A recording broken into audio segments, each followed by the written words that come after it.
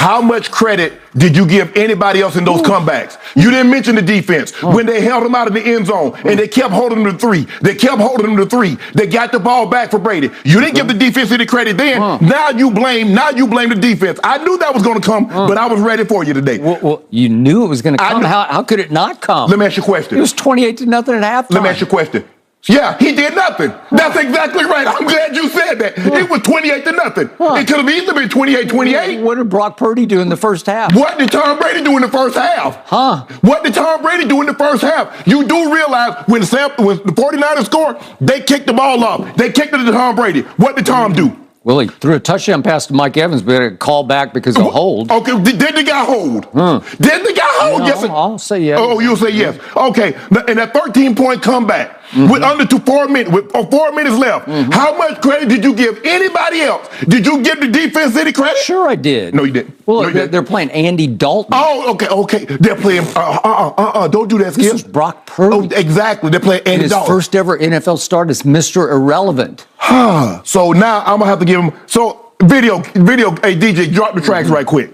So tell me who you blaming on this one. I didn't know. Is it Todd Bowles? Is it the defense? Or the terrible pass? No. Terrible pass. What are you calling? Terrible pass. Byron Leftwich, what are you calling? Terrible Todd pass. Bowles. Terrible Why pass. would you throw that? That was a terrible pass. Carlton Davis, what are you doing? Oh, none of those guys are on offense. Oh my goodness. Oh, his arm. He has lost no arm strength. All he had, Julio had 10 steps on the guy. And what happened? Boom, I thought it was duck season. Boom, boom, boom, boom, boom. Oh, the Julio pass? Yeah. That's in a driving rain when the ball slipped. Well, it did. It was pouring rain. So what was... The one he missed was the Scotty Miller one. The early one. You got to fixate on that one. Can I ask you a question? That was terrible. Can I ask you a question? So what was Brock Purdy? Did he have an umbrella out there? No, it didn't rain until the second half. Shannon, did you watch the game? Whoa. You got to watch the game. I watched it. Okay. It was 28-0. How many passes did Brock Purdy throw in the second half? Help me out. Help me out. Hold on. Let me get 3 passes. Let me get my stats. He threw 3 passes in the second half because he didn't need to throw. Let me get my stats. So, okay, you said it was driving. So why in the hell is Tom Brady throwing 55 times in a driving rain? Because they can't run a lick. Oh, now they can't run a lick. They're dead last in running the ball. Dead last in the whole league. Why was Tom Brady still in the game late in the third quarter, down 35? You know why? To get stats. No, not to get stats, because he's Thomas Edward Patrick Brady Jr. And trust me, Kyle Shanahan's still sitting over there saying, we got to drive a nail through them. We got to stop this. Skip. He's done this 1,000 times. He's done what? Come back and come back. He is the comeback king of all time. What have you, Skip? The man has gotten more than 22 points twice this year. Come back from what? So here, this is why. You see him against the Rams. You see him against the How many points Packers? did the Rams? How many Rams? You see him against the Saints? No, I saw him lose. I saw him lose against the Packers. How many points did the Rams have? How many points did the Saints have? He got the 31 time, or maybe twice this year. Yep, I got it. Tell me when it's my turn. I'm gonna tell you, DJ. This is why I gave him 100% of the blame. Can we get this? And I would need you to bear with me at home because I don't really like to do stuff like this. But I'm gonna I'll follow suit on my counterpart. Can we get that up on the board? Can we get the quote on the board? Here it is. The level of responsibility that Brady imposes upon himself has always been massive. And this year, he's taxed to the max. One example, on night before each game, Brady runs a separate meeting with the Bucs skill players, during which he goes over game plans, makes tweaks to the assignments and formation, and provides a revised blueprint. One which first-year head coach Todd Bowles, offensive coordinator Byron Leftwich, and the rest of the staff are left to discover in real time once the game begins. If I'm not mistaken... Are you sure about this report? Skip, I'm just saying what it was saying. Hold on. Okay. So now, every time somebody... Are you sure about this report? Every time... Do you know Mike Silver? I do know Mike Silver. I know Mike Silver very well. Okay. But here's the thing what I find fascinating. Anytime somebody tries to say something that might be detrimental to Tom Brady, you question the veracity of it. Anytime somebody heaps praise on Tom Brady, you've never called into question anytime somebody has said something positive about Tom Brady. And I need to know why. Well, because he's the GOAT. He's the greatest ever. He's the greatest clutch player in any sport ever. So in other words, he's beyond reproach in your estimation. because I'm not writing them off. You can do all you want. Skip. So I need a conclusion from you today. Is he washed? See, is he washed? When you got no retort for what I just said, hold on, let me finish. When you got no retort for what I just laid out in front of Shannon, he has the greatest football mind anybody's ever seen. You know what? If this report is correct, who cares? He should do that. He should do that. I thought he would. Wait a second. I need an answer from you. Who knows more football, Byron Leftwich or Tom Brady? Help me out. Now who knows more football? No, well, you answer the question. Answer the question, because you can't. You can't, because it's an obvious answer. Okay, he knows so much football. Why is he playing so bad? Okay, because for 1,000 reasons. Because they've had no continuity on offense all year long, and for some reason they cannot separate. And their offensive line is a shambles. You know it, and I know it. How many times did he get sacked yesterday? Can you even name the people that? How many times did he get sacked? Okay, here's the stat. Here's all you need to know. He got hit a season high 8 times. All you need to know that he was under pressure 26.4% of the time, which was by far the highest he's been under pressure all year long. How about those numbers? Can you refute those numbers for me? So let me get you. I want to make sure I'm hearing you correct. Tom Brady has never been hit more in his career, under pressure more in his career, and won a game. Tom Brady, that's what makes Tom Brady great. Through all the adversity, through all the fire, Tom Brady's been able to overcome. Who has the best defense by far in the National Football League right now? Help me out. Hold up. So it's not even close. Did you see what they did to Tua last week? Yes. Okay. Skip. Well, Brady had a better game than Tua had. Well, he did. Skip. All I'm saying is this. Tom Brady had a problem. You said Tom Brady should have had a problem with Byron after Tom Brady and Byron Leftwich comes up with a game plan. And here's a guy that was not in the meeting when they came up with it, come in with his red pen scratching out stuff. Yep. Now Tom Brady is not up, because most coaches and NFL coaches work between 80 and 100 hours in a 5-6 day week. So Tom Brady the night before, he's making tweaks when he didn't stay up those 80 to 100 hours. So shouldn't they have a problem with that? Who do you think watches more tape, Tom Brady or all the coaches? All the coaches. Stop it. All the coaches. Stop I'm not going to let you do it. No, I'm not going to let you do it. I'm going to do it. I don't care. Because I just I'm not going to let you be disrespectful to these damn coaches because you love Tom Brady. Tom Brady does not watch more tape than coaches. He does not. Of this league, ladies and gentlemen, that is a flat-out lie. That's a flat-out lie that you're perpetrating. There's never been anything, because you can't stand it that Tom Brady at 45 is still playing this game at a very high level. Yeah. You see these numbers? Yeah. These numbers say Tom Brady's not playing at a high level. I need you. No, you're that's in the not what Hall it's of about. Fame because you're scared to death of him because he's haunted you. Time out. Ladies and gentlemen at home, I would like to announce the fact, if you're new to our show, that this man for 6 straight years on this show that we have been partners at this debate desk has tried to send Tom Brady home, said he's washed up, his arm is in decline, and he should just go on home. It started the first day of this show in September of 2016, and he has been wrong for 6 straight years, and he's going to be wrong again. I'm standing by what I say. How convinced are you Tom Brady's going to win the Super Bowl? Okay, I picked him to win it. I'm not backing off. Well, put something on it. Well, what do you mean I put my pride on it? I put my pride. Who did you pick? You picked the Rams and the Chargers, okay? And the only difference is, everybody knows the Rams are bad, but they don't want to say Tom Brady is playing just as bad as Matt Stafford. Off. Skip, they're in the Tampa division. They're the worst division in football. Good. Are they going to be in the playoffs? Help me out. Skip, I need you to That's your argument. Okay, that's your argument. What do you mean that's my argument? Your argument is that they're going to be in the playoffs. Is Tom Brady playing bad? Yes or no? Yes, he played poorly yesterday. What do you mean yesterday? Okay, all year. But you're giving him 100% of the blame? Because that's just, you have no objectivity. It's just straight Brady hate. Wait a minute. This is just straight hate by a guy who's jealous that he is still playing at a high level at 45 when you had to stop at 35. Skip, that's what you do. That's the point. That's what you do. Every time I call something into question, I'm jealous. No. Skip, I did what I did. I never said you were jealous of Baker Mayfield. Skip, I did what I did. You make it seem like I was a bum. I'm in the effing Hall of Fame. Okay, I got 3 Super Bowls. So what? So what? He's way better than you were. I'm better than you. Better. Skip, what did I got to see what you do? You take personal shots. No, I don't take personal shots. You started it. Time out. You would take a personal shot at me. I didn't take a personal shot at you. Wait a minute. What are you talking about? You would take a personal... Put your glasses back on. Can I finish? You're willing to take a personal shot at me. To say this man is better than me because I say he's playing bad this year? Well, because you just Go ahead. you disrespect him. It's just so. You know what? It's beneath your dignity. You would disrespect me to support him. No, well, I'll support him over anybody because he's the greatest player who ever played your game, and it's by far. Have at it. Okay, Take off, bro. I'm going to have at it because I'm going to have at you because what happened yesterday? The Bucs defense was horrendous yesterday. What happened? They win the toss and they defer. Let's give the ball to Brock Purdy so that our defense can go shut him down. And Shannon, what happened on the opening drive? Did you watch? Yeah, I think you probably watched this because you're on the edge of your seat salivating for Brady to screw it up, right? On with your girl today. When you come back, she may not be your girl anymore. Jen has already discussed this. We knew this was going to happen, so we're good. If you're giving a pep talk to kids, I don't see you using any swear words. I don't know about that. I just don't. No. I do my best not to. I think you have a lot to learn about your man Shannon. I just don't see it.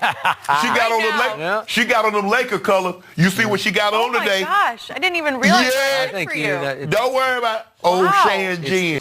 There's been a lot of speculation of why I wasn't on air yesterday, and I won't get into speculation or conjecture or innuendo, but I will say this. In watching that game on Monday night, what happened to Damar Hamlin struck me a little different. As a brotherhood in the NFL, when injuries happen, when we know injuries are a part of the game, I've seen guys suffer ACLs and Achilles tear, but I've never seen anybody have to be revived and fight for their life on the field. So it struck me a little differently because I remember seeing my brother paralyzed on the field temporarily, and he was able to regain focus. Skip tweeted something, and although I disagree with the tweet, and hopefully Skip would take it down, but I didn't want it. Well, time out. I'm not going to take it down because I stand by what I tweeted. Skip, let me finish. All right, okay. Go ahead. No, you go. Go ahead, let's go, Jen. Okay. I mean, I cannot even get through a monologue without you interrupting me. Well, you could have came back, Skip. Well, I thought Skip, just let. I didn't know you were going to bring up No, this. I was just going to say, Skip. I didn't want to yesterday to get into a situation where Damar Hamlin was the issue. We should have been talking about him and not get into your tweet. That's what I was going to do. But you can't even let me finish my opening monologue without you interrupting. Okay. I was under the impression you weren't going to bring this up because nobody here had a problem with that tweet. No. Clearly, the bosses wanted you to offer explanations, so clearly somebody. No, they did not have. Nobody. Let's go, Jen.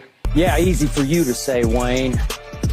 It's a great morning for you because you sat right here at this desk on Friday, and you all but guaranteed your Packers would win easily at my Cowboys. And you were so right. And I was so wrong to even remotely trust Mike McCarthy and Dak Prescott as 7.5-point favorites at Jerry World, where they had only won 16 straight games. Yesterday, the Dallas Cowboys got exposed as gutless, heartless, leaderless playoff frauds. Frauds. That was by far the most shocking and devastating and humiliating playoff loss in Dallas Cowboy history. My lowest moment ever as a lifelong diehard Cowboy fan. Not your typical fall on your face. This was all time. I threw all my Cowboy gear in the trash last night, and it will stay there. Mike McCarthy has to go today. His replacement has to be, to me, Jim Harbaugh, not Bill Belichick. We'll get into that in just a few minutes. And there is no way Dak Prescott deserves a big contract extension now. Not after throwing 2 first-half interceptions, 1 a pick six, that led to Green Bay 27-0 before halftime. Not after Dak Prescott got into it early with CD and somehow made him mad. I didn't see that coming. Jordan Love is so much better than Dak. I'd love to see if Trey Lance can turn into Jordan Love. Now, would you believe, I hope defensive coordinator Dan Quinn gets a head coaching job. Now I'm not so sure he will, because how do you sell 27-0? How do you sell 48-16 with 6 minutes left in the game? Micah Parsons, he's so overrated. He had the worst pass rush game of his entire career yesterday. Only 1 pressure, 0 sacks, 0 tackles for loss, 1 solo tackle and 1 assist. Are you kidding me? January 14th, 2024. A day that will live in Cowboy infamy. Justin Fields, Skip, I believe he can be a very good quarterback in the league. It's hard to evaluate him properly given the lack of skill position, mainly the receiving core around him. They make the trade with the Carolina Panthers and they get DJ Moore. Skip, DJ Moore has 5,200 receiving yards. Do you realize that had he been on the Bears roster, that's the all-time leading receiver in Bears history? Given the Bears have been in existence for almost 100 years, Skip, 5,200 receiving yards would be their all-time leading receiver. Yep. I like the fact that they got him. Claypool needs to show now, Skip. It's a time out for this potential and all this and all that. It's time for him to rise and shine now. Yep. Give Justin Fields another viable option. I love the DJ Moore, Skip. You can get 2 number ones. You get 2 ones, 2 twos, and I think a fifth in this out of this. So you get an opportunity to build around Justin Fields. You still have some money in free agency. Who knows? You might go get another receiver. I would look to build offensive line-wise, Skip. You can go in the draft, get an offensive lineman if that's what you choose to do with the 9th pick in the draft. So there's a lot of ways you can build this team, but now you get to build it around Justin Fields. Skip, I like the move. I thought this was the area that they were going to go.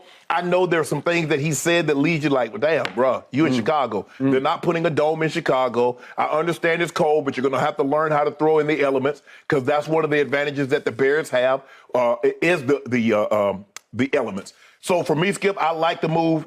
He said this is a part of the process. Ryan Poles says this is a part of the process of putting a team around Fields that can help him. And they started with a solid number 1. I believe DJ Moore is a number 1 receiver. You get the 9th pick in the draft, Skip. So it's not like you went from 1 all the way to the 20s or to the teens. You're still in the top 10. So who knows? There's somebody that you might got to have. You can parlay some of the assets that you've received from Carolina and move up and get, if there's said player that you really, really love and you feel that he can help your team immediately. But I like the pick, Skip. You see what Seattle did. I still believe Carolina gonna be bad next year. Guess what? They're going to get another top 10 pick, possibly top 5. So I like the move for the Chicago Bears because I believe Justin Fields is the right guy for them. They put pieces around him, and let's see what he can do. Because we've seen what young quarterbacks, Skip, when you put pieces around them. Hey, Joe Burrow, he has Jamar Chase. And we saw what Stephon Diggs did for Josh Allen. We see what these young quarterbacks, when you give them proven wide receivers, we see the maturation and they take off. I believe that same thing can happen for Justin Fields. Okay, I will give you this much. I love the haul that the Bears received for that number 1 overall pick. I hate the fact that they left somebody on the table they should not have left on the table. I hate that fact. But I'm going to address the haul first. Okay. I love DJ Moore. You can look it up or you can check the tape from this show. Before the 2018 draft, I campaigned for my Dallas Cowboys to take DJ Moore. He went 24th. They picked 19th. So he was on the board, and they took somebody named Leighton Vander Esch, about whom I knew very little because I had not focused on him at Boise. But the point was he turned out to be pretty good. A little injury prone, but pretty good. Is he better than DJ Moore? I don't think so. But at least Jerry did something that he rarely ever does. At midseason, he said, I'm going to spend a number 1 pick to go get somebody named Amari Cooper that I did know all about because he'd played at Alabama. And he'd struggled under John Gruden, who never bought into him, didn't think his motor ran hot enough for John Gruden's taste. And all of a sudden, my Cowboys, with the addition of Amari Cooper, took off at midseason. Did he turn out to be exactly what Gruden thought he was? Over time, he did. And they finally had to, after they overpaid him $20 million a year, they had to get out from under him by saying, Cleveland, would you please just take him off our hand and maybe give us a 5th round back for him? Okay, DJ Moore can play. He will definitely help Justin Fields. I'm just not convinced and will never be convinced that Justin Fields will be better long-term than Bryce Young. I am sold on Bryce Young. I thought you were. I think you still are. I am. Okay. He is a better thrower of the football than Justin will ever be. Justin is very good. This other kid from Alabama can be exceptional at this next level. I love his guts. I love his moxie. I love his charisma level with the football in his hands. I love his poise. I love his clutch guts. I don't know how many times he came up big with big throws for Alabama. Yeah. I don't care he's 5'10" and an eighth. I don't care he weighs 204 or 194 with a lot of water weight on him for 204. I don't care about that. He can play the position at an extremely high level, as we especially saw in his Heisman year of 2 years ago. It's now or never. It's a very difficult thing to do because you have the quarterback in place and you say, if we just get the pieces around him, maybe this will do it. DJ Moore definitely will help. But I still look at the numbers from last year. They still have the number 1 overall pick, and they had Justin Fields, and he came within 64 yards of setting the all-time rushing record for a quarterback in a single season. He got banged up at the end of the year, and he's probably going to get banged up fairly regularly because he does run, and he runs full bore. He is an explosive downfield runner, not so much a make you miss. He runs strong. I keep comparing him. He's almost like an Eric Dickerson at quarterback. He's a long strider. I did not see that at Ohio State. No. But he's a 60% completion passer. That's not nearly good enough. It's just not good enough. He got sacked 55 times, which led the league. That's partly the line's fault, and some of it's his fault because you tend to start bolting because you feel like I can do that, and it works. I can get a big 20, 30-yard chunk. He got some runs against the Cowboys at Dallas where I was like, whew, that's extraordinary. But will it win you football games? Not enough. No. You know and I know. In the end, it's all about the quarterback throwing from the pocket. Yes. If he can escape, that's just icing on his cake. But the cake has to be throwing the football accurately downfield. It's just the way the game, it's almost like rigged for that to be the way you win Super Bowls. But Skip, how many times do we come in here on a Sunday and we watch how many the passes that his receivers dropped or didn't get open, and we say that we give him some weapons, Skip, let's see what the kid can do. And I think that's what Ryan Poles decided. He said, you know what? I like what I have. Yeah, sure. But what good is taking Bryce Young, Skip, if we don't have weapons, if we don't upgrade our offensive line? We're going to be in the same position with a much smaller man than we are with Justin Fields. Okay, I hear all that. And I got nothing against Justin Fields. And this always puts me in a position of, you hate No, I don't hate Justin Fields. I think he's really good. The other kid's just going to be better. He's extraordinary. I haven't seen anything like him for a while. Joe Burrow is up there, but he has Joe Burrow potential to me. He's not as big as Joe Burrow. He's not as tall. I got that. I don't care that much. Can he take the pounding at this level? I think he can because he looks like he's put together in a wiry way where he'll be okay. He plays bigger than Kyler Murray plays to me. I think the thing is, Skip, if you keep letting Joe Burrow getting 50 and 60 sacks, he ain't going to take it either. No, ain't nobody taking that kind of punishment. That's why you try to upgrade your offensive line so he doesn't have to take that kind of punishment. But I think, Skip, at the end of the day, you look at what they got in return. Now, see, where I thought you was going, Skip, you like Bryce Young. I thought you said, well, why don't you just give up those 2 first-round picks and go up the road and get Lamar Jackson? I thought that's where you was headed because I know how much you like Lamar, and you thought that would have been a better – do you think that would have been a better situation for Carolina?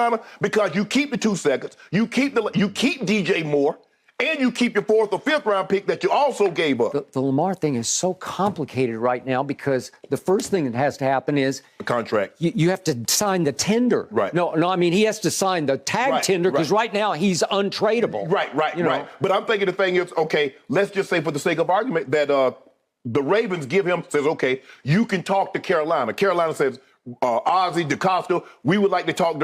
We'd like to try to work out something with Lamar. And if we can come to an agreement, would Lamar Jackson be willing to go to Carolina? Would it be 2 first-rounders? Because now you keep your 2 seconds, you keep DJ Moore, and you keep your 4th. Yeah, right now the teams are backing off. There was an ESPN report about this because they're just saying, hey, we know we have to give 2 right now, 2 first rounds, but maybe we could make a deal for 1 first and a third or something. And then we'll give him the big money. Because it's clear that the Ravens, to me, that they would not mind getting out from under Lamar.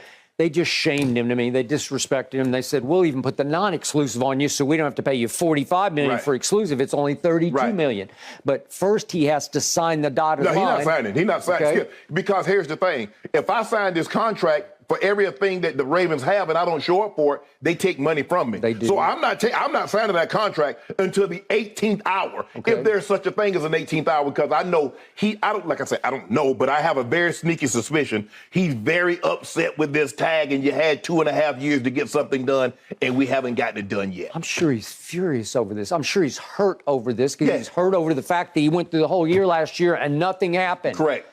I still think it's a problem. He doesn't have an agent. This is where the agent could be back channeling to say, wait a second, I got a deal. Right. I got a deal here. Yeah, teams are less likely to don't want to talk to mom as opposed to an agent that they can be wrangling. Okay, I'm on the phone with Carolina. I'm on the phone with this one. I'm on the phone with that one. Yeah. Because agents have avenues that they can travel down that someone that's never been in this position don't know how to navigate. It's safer, too, because tampering is still in force here. Exactly. The tampering period hadn't started yet. Skip, it's kind of like in Hollywood. It's like, okay, I'm going to represent myself as opposed to having an agent. Well, the agent knows all the directors and the big studios and the directors and the producers and how to get you something that you can't do for yourself. No. And so if the Bears directly contact or the Ravens contact or whatever, it can be, look what happened to Miami. They lost their first-round pick this year because of tampering over Brady and Sean Payton. Correct.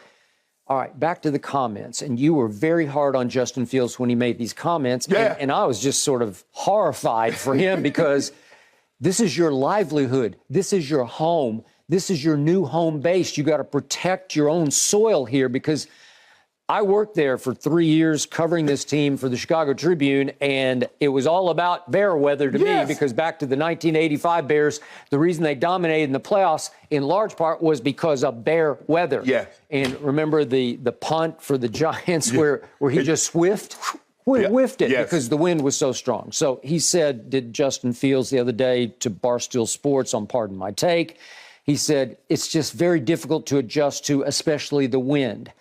It can be so cold, it can be 10 degrees, but with no wind, you're fine. But 15 to 20 mile per hour wind, you can't fight it. It's tough. And he went on to say, I feel way slower in the cold weather. Hell, everybody does. Hey, come on now. This is your home. This is who you are. This is who you got to, this is your advantage. Yes. And his final sentiment was, I hope we just get a dome. I don't care if we're at Soldier Field, Arlington Heights. I just hope we get a dome. It's not what I want to hear from my franchise quarterback. It's not end of the world. It's not a deal breaker, but it was the last straw for me to say, Bryce Young, Justin Fields, I'll go Bryce Young. Now, again, maybe Bryce Young would get there and say, I hate it here. Right? He's a California kid. Well, maybe he was thinking like you were thinking. If I say this, maybe they really be part ways with me and trade me, and that I can go somewhere where the climate is a little better and the talent level around me is a little better. It is. But ain't no dome coming. The closer you're going to get to a dome, Chicago is close to South Bend, isn't it? Well, he better go down to Notre Dame because that's the only dome he going to see. The Golden Dome. Exactly. And it's not exactly a dome stadium that we're talking about. But you're right. The advantage that the Bears and Lambeau and Green Bay, that's the advantage that you have is that you bring teams that might not necessarily, you get a Miami or you get a Tampa or you get one of these warm weather teams and you get them in there in late December. You get them in January and you take advantage because you're used to this type of weather. But I ain't trading him. I don't care what you said. I ain't trading him. Okay. This brings us to Carolina. Okay. And I have no idea if they're going to see their way fit to see through the clouds that tend to hover over everybody's psyche right now at this time of year and pick the right quarterback. I don't know that they're going to take Bryce Young number one overall. They might take C.J. Stroud. They just might.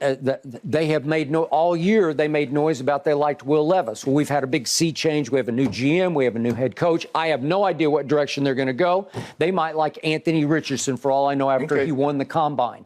My point is, Will Levis, I'm out on.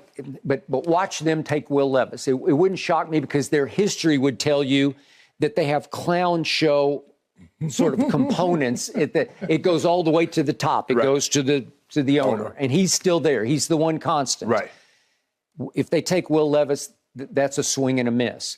If they take CJ, I'll be okay with it because he can throw the football. Bryce is just a little better than CJ. Right. Yes. I agree with you, Skip. But the thing is, like, and people are like, well, I just didn't see enough from Anthony Richardson. Skip, the measurables, I don't care about the broad jump. I don't care about the 40 because the quarterback is really not going to use those. And some of the greatest quarterbacks didn't run 4.4, didn't run 4.5, didn't run 4.6. They might have. I mean, Peyton Manning might have ran what 4.8. I doubt it. Okay. No, I don't know if he could have Tom ran. I'm not sure he could have broken 5. Right. Seriously. And Dan, I'm not so sure Dan Marino. But if you go back, Skip, I don't think anybody's asking guys that have won Super Bowls, go back and look at Combine. Well, how far did you long jump? How far? Can you throw the football? Can you throw the guy open? That's all I need to know. And I didn't see enough from Anthony Richardson in his 2 years and Will Levis in his 2 years. You're reaching. If you go back and look at Patrick Mahomes could flat out throw the football. Now, you might say, well, the level of competition, there was a big, ain't nobody play defense and the air raid and fun and gun throwing it all over. But he could just flat out throw the football. There was no question or not. The question was, will throwing the football as well as he threw it in college, would that be able to translate into the NFL when guys aren't wide open like they were in college? Well, I think he's answered that question. But, Skip, when you start reaching for quarterbacks at number 1, you see what they got in Chicago? They reached for Trubisky.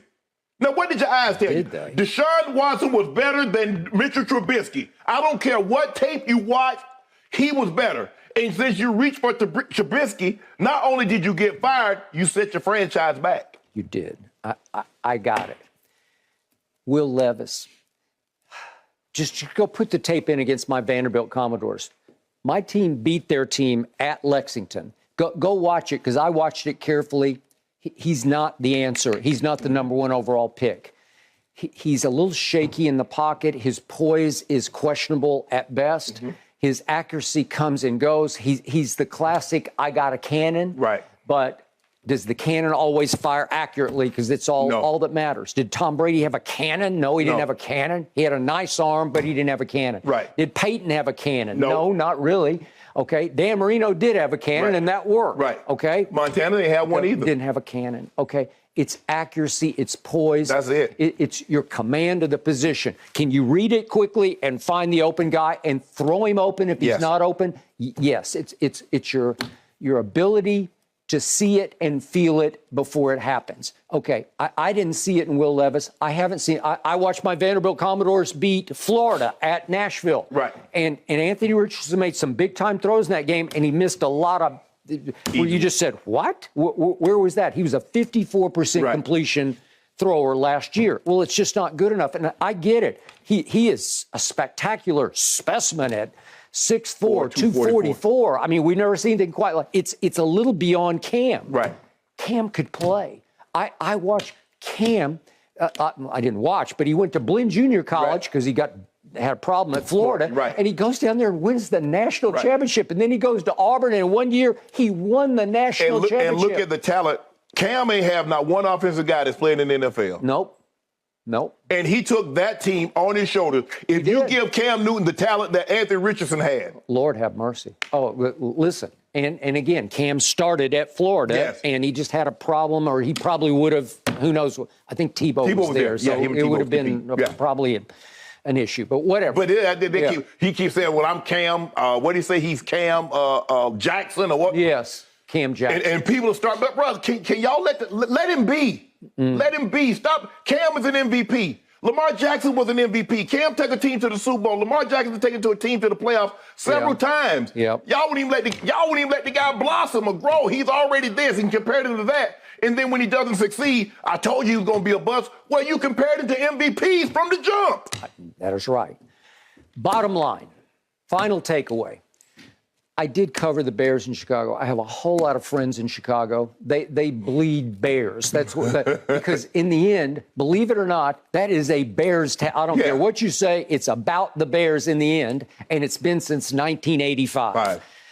And I feel for them, and I hope I'm wrong about this for their sake, because they did get a great haul. They did. And if they cash the haul, you have to cash it. Yes. You have to hit on your picks that you got. But we know DJ Moore is a done deal because we know what he will bring to the table, and he's right in the middle of his prime. Right. Now, will he like the cold weather? He probably won't love it. He won't feel as fast in the cold. Right. But he will help Justin Fields. Right. There's no doubt in my mind about that. I mean, if he put up if DJ put up the numbers he's putting up with some of the guys that were throwing him the ball, I think he'll be okay with Justin Fields. Okay, good. All right, so that's all plus. Right. The team has to get better next year with that draft. Yes. It just does. Yes. Because I don't think you can mess this one up. You just got too many good picks. Right. So the Bears are going to be better. They got the first overall pick for a reason because they were terrible, right? Okay. They're going to get better. And I hope, Justin Fields will get better. I first guessed this. This isn't a second guess. It was a first guess. I just said Bryce Young is that guy. Yes. Okay, here we go. Lovey hurt his current team, but helped his former team. He helped his former team. He did, hugely. Because I'm not so sure do you believe Carolina is willing to trade that haul for the number 2 pick? Because that's what the Bears would have been selecting. They wouldn't have had the number 1 overall pick. They'd had the number 2 pick. Yeah. Carolina keeps saying, we don't know which direction we're going to go with the 1 pick because we haven't had time to evaluate all the quarterbacks. If you're going to trade your life for it, your near future, that's over. Hey, you have to know who you're going to take with the 1 pick. So it's clear to me they wanted their pick of the, so to speak, litter. They got somebody that they have said, we want him. Yes. And by the way, Mel Kiper's number 1 guy is still Will Levis. So whatever. I don't see it, but hey. Okay, here we go. If his motivational speech was the most inspiring, but criticizing his appearance, I don't know if I think that is a fair shot for Mike McCarthy. I'm going to leave it at that. Chris Broussard. Thanks, Jenny. I appreciate that. I don't think it is a fair shot. Yeah, well, I don't think that's a fair shot. Is everyone who's a good coach as fit as you, Skip? I don't think that's a fair shot whatsoever. I said it was a personal preference, and I wouldn't want him to be my head coach. That have not had the perfect ideal physique, including my college coach. So I don't think that's a fair shot. Okay. And I'm allowed to have an opinion, Skip. I am allowed to say whatever I want to say on this show, as you do too. Chris Broussard will join us, and he will react to Westbrook's comment, and maybe I have more to say next. Yes. What do your eyes tell you? Who are the 4 best teams? Alabama backups, Clemson, and Penn State. Okay. You know what my eyes tell me? The 4 best are Alabama, Ohio State, Michigan, and Penn State. Those are the 4 best teams I see. And get out of here. Okay, I'm just telling you, if that's the mandate, if that's the goal of the committee, you got to no. You can't take it back. You can't take it back. You can't take it back. Take it back. No. My stuff back. You gonna say something like that? I'm taking my stuff back. Well, you know I'm right. I can't help it. No, you ain't getting my gift. So that's it? Yeah, I'm taking it back. Okay. And next year, you know what you're getting? I'm gonna give you the same thing God gave a skunk. A stripe down his back and a butt full of funk. You get nothing else from me. You're gonna sit here and say, I'm right. You're gonna sit here and say 3 teams from the Big Ten deserve to get in with Alabama in the college playoffs. Skip. 3 best teams. Am I right about that? They're not the 3. Outside Alabama, the 3 best teams. Now, USC's creeping in there, too. I wish I could We hung 52 on USC. Without Sam Darnold at quarterback. It changed life at USC. So let me ask you a question.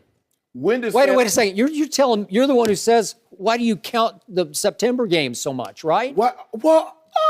See, I love you. See what he did there, Joy? I open the door. See, my grandma say, boy, if you open the doors, flies will come in. I open the door because I won't Skip to come in so I can slam the door behind him and trap him, Joy. I love see what you do. You love to do that, Skip Bayless. You talk about, it was September. I think the door just got slammed on the guy across from him. No, Skip. Why is it that Michigan can lose 2 or 3? We've never seen this before. We've never seen a college team lose 2 of their final 3 games and play for a national championship. But now, because it was Michigan, khaki pants, you want to get him in the playoffs. No. You know what? Old khaki pants can coach his tail off. That's what he can do. How do you have a 10-point lead late in the 3rd quarter and lose? Because the quarterback who was playing with a cracked whatever he's got, collarbone, he threw 2 picks, almost 2 picks. Alabama, you lose guys on their defense to graduation and injuries and don't skip a beat. Yeah. That's your job. And they played a bunch of backup quarterbacks in Chattanooga. If you look at St. Nick and that defense, number 1 Skip, you know, I called him. I said, St. Nick, I don't even want your offense to go on the field for the first quarter. He said, okay, I'm going to do it. Score 16 points without the offense doing nothing. Who was the number one defense in America until the Ohio State game? It was Michigan. Number one. Skip. Number one, above Ain't Nick. Have you ever seen anything like this? A team have 30 rush attempts for 0 yards. How is that possible, Well, we'll Skip? find out. The semifinals are on New Year's Eve. Nick. Washington, Say Alabama, Nick. Clemson, and Ohio State.